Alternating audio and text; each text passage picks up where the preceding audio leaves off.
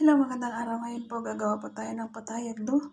Ang ating flour, 3 and 1/4 cup. Ating yeast, 2 teaspoon yeast. Ang ating asin, ang ating 1/4 na oil, 1/4 na sugar, ang ating 2 itlog kasi maliliit, at ang ating 1 cup ng fresh milk. Ayan. Mix natin ang ating dry ingredients.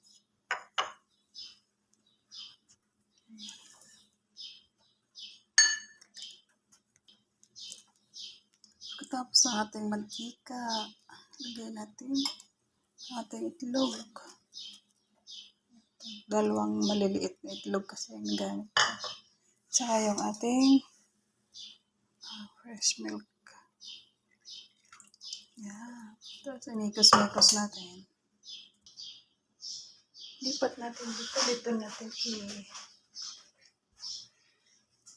i-mix na gusto ang ating dough. Malinis pa ang ating mga kamay bago tayo magsimula ng ating trabaho.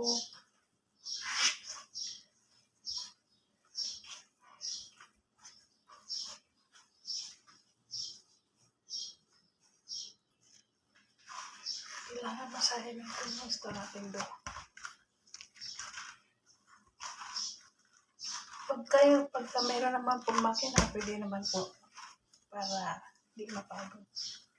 Pero kapag gusto na exercise pa, hindi ganito na.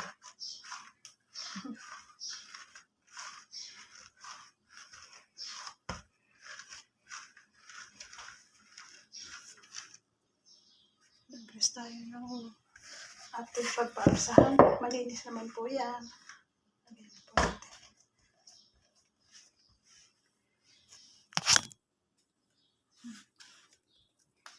Tapos patakpan at paasahin. At pagkatapos po natin paalsahin, ayan na ang ating dough. I-plate na po tayo at maghuhulma ng ganyan. Croissant at pa-triangle, bilog, at yung ganyang may palaman na cheese.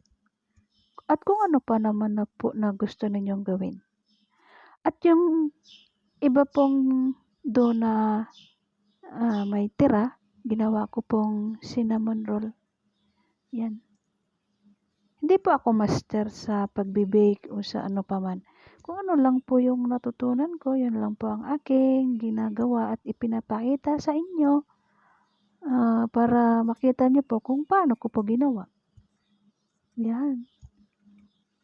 Kasi kung ano lang yung natutuhan ko rin dito sa amo ko na lagi niyang pinapagawa sa akin, ay yan po yung pinapakita ko rin sa inyo kung paano ko gawin. At kahit paano po, pasalamat po ako, nagustuhan din po ng mga amo, na-appreciate nila yung gawa ko at kumbaga nasarapan din sila. Siyempre, malinis naman po ang ating gawa at maayos naman po ang ating pagkagawa. Sa paggawa po ng cinnamon roll, kayo na pong bahala kung anong design ang gusto ninyong gawin. Yung plain lang po na design na gawin nyo parang siyang malaking bilog o di kaya ganyan. I-braid po ninyo yung dough. Tapos, imikos-mikos ganyan. Tapos, ilagay sa lutuan. Tapos, lagay ng gusto ninyong toppings. Ang toppings po natin palagi is condensed milk, may caramel sauce. Ayan na. Thank you for watching. Salamat. With kape na.